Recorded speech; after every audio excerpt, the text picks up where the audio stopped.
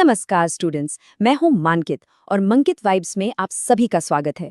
आज हम लोग फोटोसिंथेसिस के एक बहुत ही जरूरी हिस्से यानी प्रकाश अभिक्रियाएं या लाइट रिएक्शंस को समझने वाले हैं।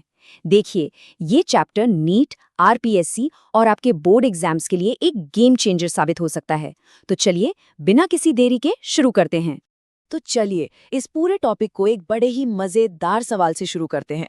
हम सबने सुना है कि पौधे सूरज की रोशनी से मतलब धूप से अपना खाना बनाते हैं, पर कभी सोचा है कि आखिर वो सूरज की रोशनी को खाते कैसे हैं? मतलब उसे पकड़कर अपने काम की एनर्जी में कैसे बदल देते हैं? बस इसी पहेली को आज हम सुलझाने वाले हैं। ये सारी कहानी शुरू होती है प्रकाश निर्भर अभिक्रियाओं से। जैसा नाम से ही पता चल रहा है, लाइट डिपेंडेंट रिएक्शंस। ये फोटोसिंथेसिस का समझ लीजिए पहला और सबसे जरूरी स्टेप है। वो स्टेज जहां असली जादू होता है, जहां पौधे सूरज की रोशनी को काम की एनर्जी में बदलना शुरू करते हैं। तो भाई इसकी परिभाषा क्या होगी? अगर सीधे सीधे कहें तो प्रकाश अभिक्रियाएं वो प्रक्रिया है जिसमें क्लोरोफिल, जो पौधों को हरा रंग देता है, वो सूरज की एनर्जी को पकड़ता है और उसे दो बहुत ही खास एनर्जी मॉलिक्यूल्स में बदल देता है, एटीपी और एनएडीपीएच।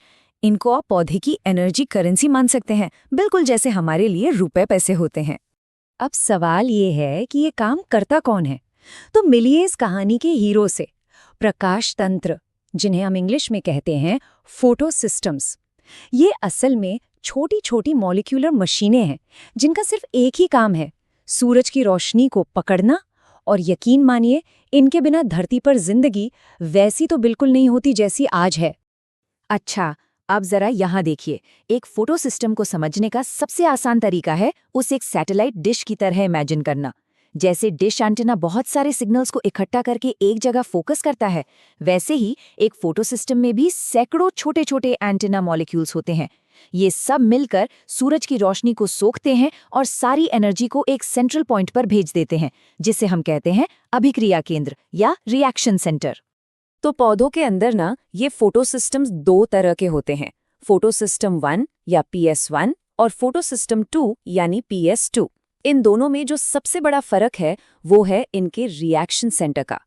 PS1 का रिएक्शन सेंटर है P700, जो 700 नैनोमीटर वाली लाइट को सबसे अच्छा पकड़ता है, जबकि PS2 का है P680। और हाँ, इनके काम भी अलग अलग हैं, जो हम अभी एक एक करके समझने वाले हैं। तो चलिए कहानी के पहले पड़ाव पर चलते हैं और मिलते हैं हमारे पहले हीरो से, फोटो सिस्टम 2 यानी PS2। इसे हम प्यार से द वाटर स्प्लिटर भी बुलाते हैं, मतलब पानी को तोड़ने वाला। क्यों? इसका जवाब आपको बस कुछ ही पलों में मिल जाएगा। तो होता यह है कि जैसे ही सूरज की रोशनी, खास तौर पर 680 नैनोमीटर वाली वेवलेंथ की लाइट PS2 के एंटीना से टकराती है, सारी की सारी एनर्जी एक साथ इकट्ठी होकर रिएक्शन सेंटर P680 तक पहुंच जाती है। अब इस जबरदस्त एनर्जी बूस्ट से P680 का एक इलेक्ट्रॉन इतना एक्साइटेड हो जाता है कि वो अपने ऑर्बिट से उछलकर बाहर निकल जाता है। एक मिनट, अगर P680 से एक इलेक्ट्रॉन चला गया तो वहां तो एक खाली जगह बन गई। उस खाली जगह को कौन भरेगा? यहीं पर सीन में एंट्री होती है पानी की, और वो देता है एक बलिदान। जी हाँ, फोटो सिस्टम 2 अपने खोए हुए इलेक्ट्रॉन की भरपाई करने के लिए पानी के एक मॉलिक्यूल को तोड़ देता है।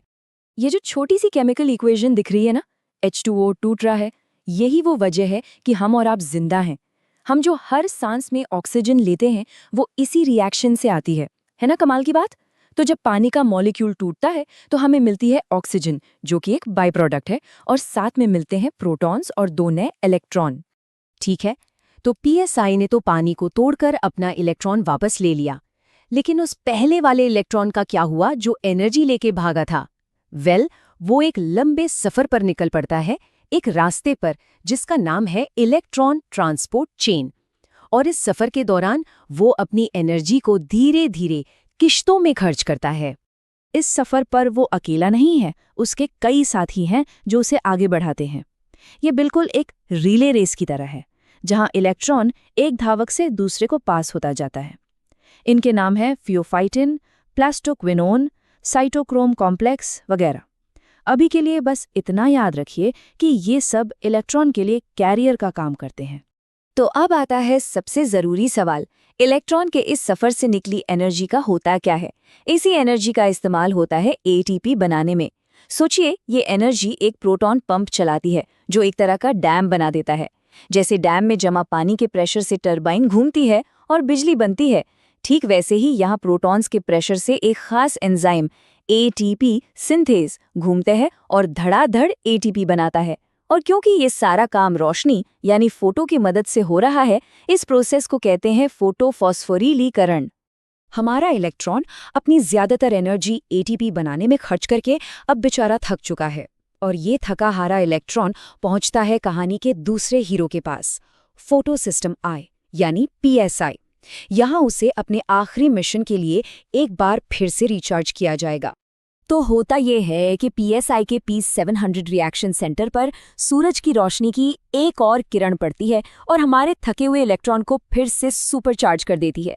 अब ये हाई एनर्जी इलेक्ट्रॉन अपने फाइनल डेस्टिनेशन पर पहुंचता है, जहां इसका इस्तेमाल NADP+ को NADPH में बदलने के लिए किया जाता है, और मिशन कंप्लीट। तो ये थी पूरी कहानी इलेक्ट्रॉन के सफर की।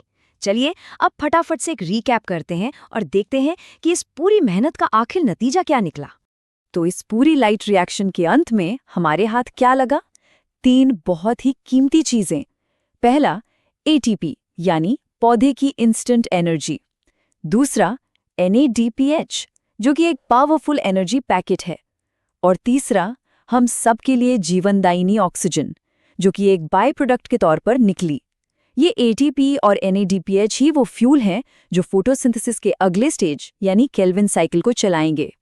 और हाँ, एक मज़ेदार बात, इलेक्ट्रॉन की ये जो पूरी जर्नी थी ना, PS2 से एक्साइट होकर ऊपर जाना, फिर एनर्जी खोकर नीचे आना, और फिर PS1 से दोबारा एक्साइट होकर ऊपर जाना, अगर आप इसे एनर्जी के एक ग्राफ पर बनाएंगे तो ये देखने में अंग्रेजी के Z अक्षर जैसा लगता है, और बस इसीलिए इस पूरे शानदार प्रोसेस को Z स्कीम के नाम से जाना जाता है। चलिए, अब थ्योरी तो हो गई, अब टाइम है अपने आप को टेस्ट करने का। तैयार हो जाइए, क्योंकि अब आ रहे हैं इस चैप्टर से 5 सुपर इंपॉर्टेंट MCQs। देखते हैं कितना समझ आया।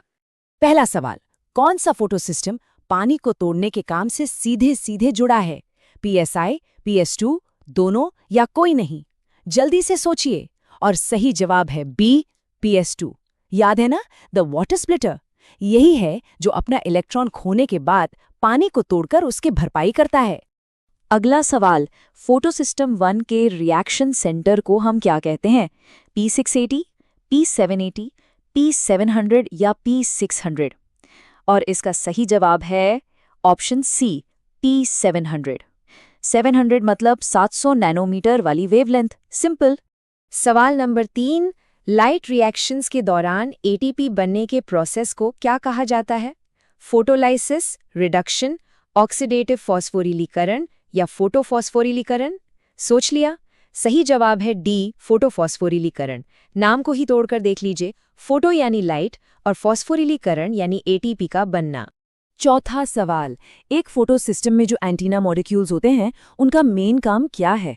पानी तोड़ना, एटीपी बनाना, इलेक्ट्रॉन पास करना, या फिर लाइट के फोटॉन्स को इकट्ठा करना? याद कीजिए वो सैटेलाइट डिश वाली बात। बिल्कुल सही जवाब है डी, प्रकाश के फोटॉन को इकट्ठा करना। वो बस लाइट को जमा करके रिएक्शन सेंटर तक पहुंचाते हैं। और ये रहा आज का आखिरी सवाल। लाइट रिएक्शंस की जी स्कीम में फाइनल इलेक्ट्रॉन एक्सेप्टर यानी इलेक्ट्रॉन को आखिर में कौन पकड़ता है? ऑक्सीजन, एटीपी, NADP+ या P700? सोचिए। और सही जवाब है सी, NADP+। यही वो मॉलिक्यूल है जो इलेक्ट्रॉन को पकड़कर NADPH बनाता है, जो केल्विन साइकिल का हीरो है। तो कैसा लगा आज का ये सफर? अगर आपको सब कुछ अच्छे से समझ में आया और मजा आया तो इस वीडियो को एक जोरदार लाइक जरूर दीजिए। इसे अपने सारे दोस्तों के साथ शेयर कीजिए, और हाँ, मैंकेट वाइब्स चैनल को सब्सक्राइब करके वो बेल आइकन दबाना तो बिल्कुल मत भूलिएगा, ताकि हर जरूरी चैप्टर पर ऐसे ही जबरदस्त वीडियोस आपको सबसे पहले मिलें।